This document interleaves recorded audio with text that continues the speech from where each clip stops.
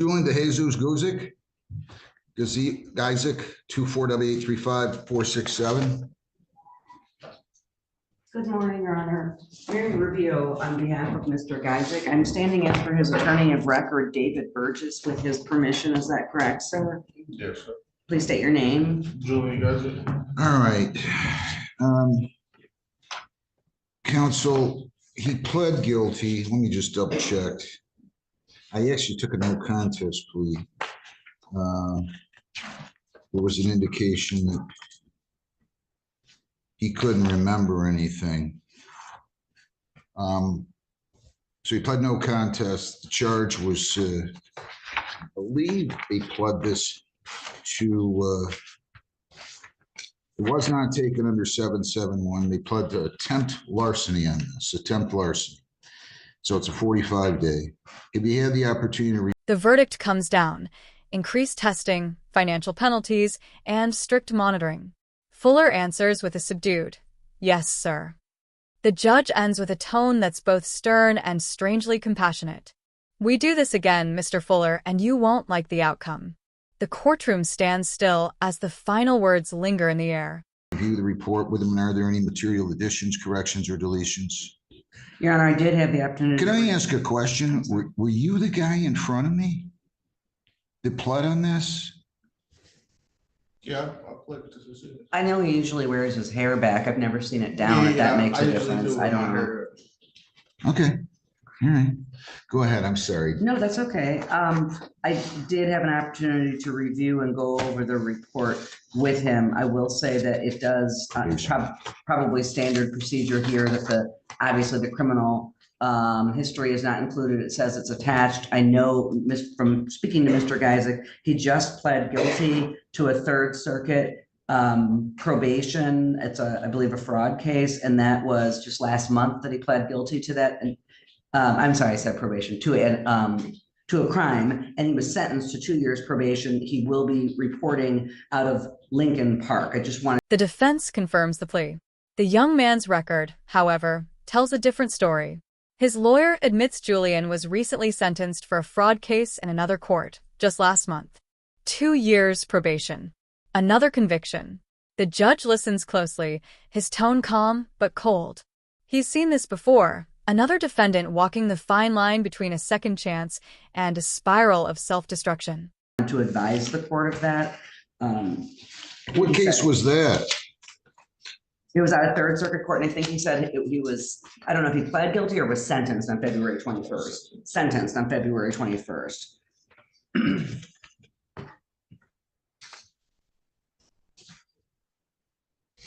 Okay, that's all from the September 23, 24 incident, though. Yeah. Sir. I'm pretty sure. Okay. Right? Yeah. I mean, It had nothing to do with this. Did you go get fingerprinted last time? Yeah. Well, I got fingerprinted like the first court day I had. Right.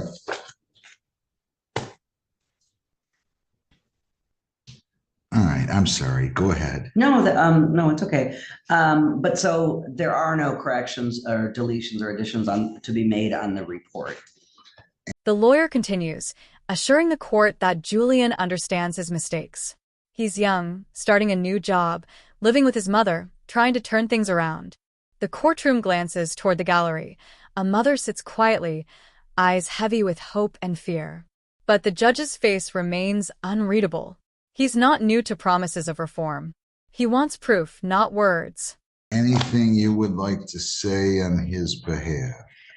Well, obviously, he has had some significant transgressions, but I will state he is young. He has recently obtained a full-time job and will be starting that job next week.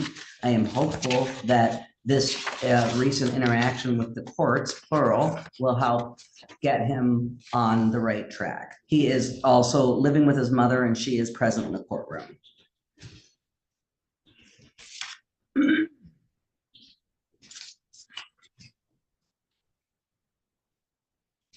I'm just troubled. You're the guy that was in front of me? Yeah. With Mr. Burgess last time? Yeah. Yes.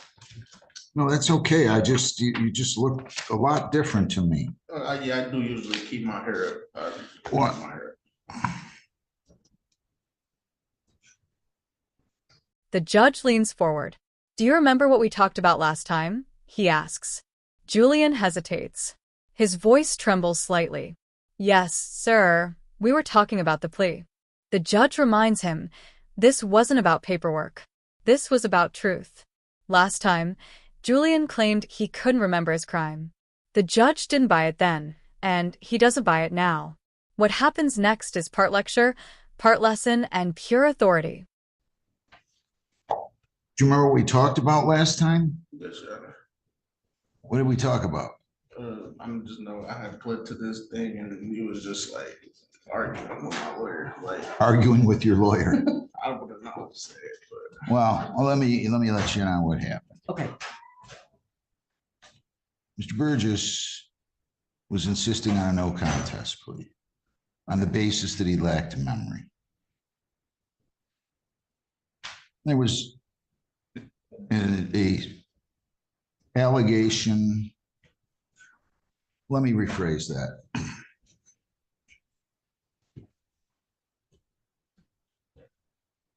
There was a denial of him being under the influence of alcohol or drugs. First, they came in with a 771.1, which I'm not a very good judge if I take that with a guy of RNC motor vehicle. I don't care if it's on. With surgical precision, the judge dissects the story. Julian once said he couldn't remember because he wasn't under the influence of alcohol or drugs. But that makes no sense. This didn't happen in 1986, the judge snaps. It happened 4 months ago. His voice rises, echoing through the courtroom. Either Julian's lying or he breaks into cars so often that one more time simply slipped his mind. The message is clear. The judge isn't angry. He's disappointed, and that's worse. Height or not, and then other felonies back in September. And he's trying to tell me, your client here, which I'm not excited about, that he didn't remember. Now, anybody listening to the conversation that has gotten past 8th grade would recognize there's only one way. He's either lying to me about not being able to recall. Because he wasn't under the influence of alcohol or drugs. And this didn't happen back in 1986. It happened 4 months ago. Mhm. Or he breaks into cars all the time. Maybe he breaks into 19 cars a week. I don't know. Now, here's the good news, Mr. Geisig. I'm not arrogant enough to make up my own rules here. Then, the judge's tone hardens. I'm not arrogant enough to make my own rules, he says. But I'm not gullible enough to believe a man who says he can't remember. The courtroom is still. No one dares to breathe. In this space, the law is more than punishment. It's principle. The judge refuses to let lies bend the truth, no matter how small or harmless they may seem. He's not here to embarrass. He's here to correct. I'm not arrogant enough to do that. I'm not going to listen to lawyers either tell me somebody doesn't remember. I mean, that'd be like your client telling you it's 87 degrees out right now and you not questioning it. And then you coming in here and telling me it's 87 degrees out, Judge. So that was the issue. The bigger issue is I'm not going to hold this against you, because if you weren't telling me the truth, if you truly can't remember, you are on an escapade of stealing and breaking into cars unlike anybody. You understand what I'm telling you? Now, the good news is I'm going to assume you never broke into another car. You weren't convicted of anything else other than these things on your record. But I just get the feeling, and had the feeling then particularly, that you think this is some kind of a joke. Well, listen, Do I look like the kind of guy that's going to stand here idly by while somebody is telling me a lie and not call them on it? This isn't a bar. We're not talking about fish stories here. Whether the salmon was 19 inches, 2 inches, or 8 feet and 7 inches. So if you truly couldn't remember, you're going to end up, and I was the one, right? What did I tell you about going to check out Department of Corrections? I'll be back in there. Pardon? I'll be back in there. It's not going to take you till 2030. That's what I said that day, didn't I? Yeah. It's not going to take that long. You'll be there before then. If you have such little respect for the system and judges that you think you can come in here and tell me you don't. Julian looks down, silent. The judge continues, his words sharp as a verdict. If you truly don't remember, then you're on an escapade of stealing unlike anyone else. It's not mockery, it's reality. The judge warns him that if he continues this path, he'll be back in the system sooner than he thinks. You'll be there before 2030, he warns. Maybe even in 15 months. This isn't just a sentencing, it's a prophecy. And it's up to Julian whether it comes true. Remember something 4 months ago, but weren't under the influence. You'll be there, but you'll be there in 15 months.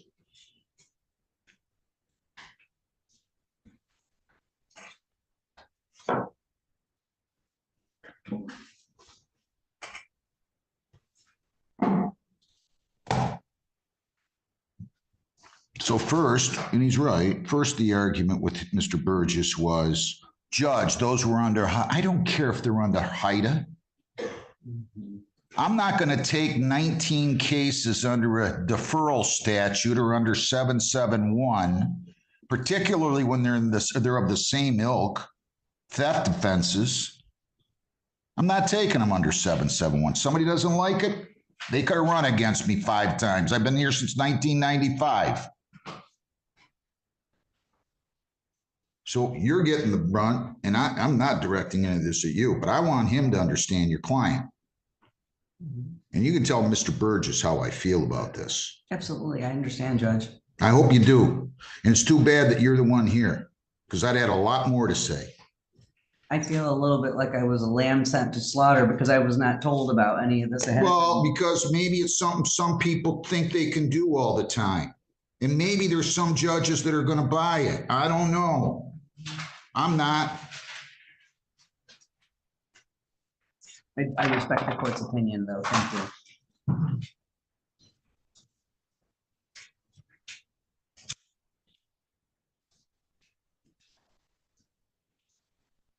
"12 months probation. You cannot leave the state without the consent of the court or violate any law or ordinance. You change your address, your place of employment, or home telephone number, you must notify probation. You have to report as directed." The defense attorney nods, caught between respect and regret.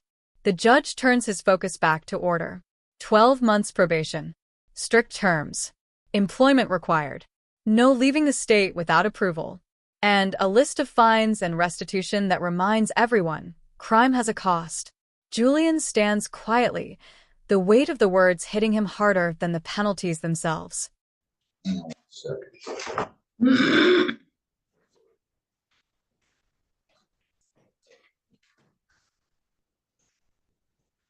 I'm in order that you attend the Positive Strategies program. Positive Strategies program with 8-week follow-up. No contact with Ronald Predholm. You're to obtain and maintain employment and provide proof. Now, I don't know why you're not working. You're not disabled, right? No, I just got a job. Well, you weren't working for 2 years, though. Hang on. $100 fines, 100 costs, 75 victims' rights, $50 justice assessment, 3 1/4. Probation fees are $240 for 565. Screening fees 60 for 625. Restitution is 200 for 825. Well, I hate to make it this much, but I don't really have any choice. I'll go $50 in costs. So 100 fines, 50 costs, 75 victims' rights, $50 justice assessment. So fines and costs are $275, screening fees 60 for 335, probation fees are 240 for 575, restitution of 200 for 775, 140 in court work program fees. You're going to serve 4 days on the court work program. Okay? Yes, sir. 915.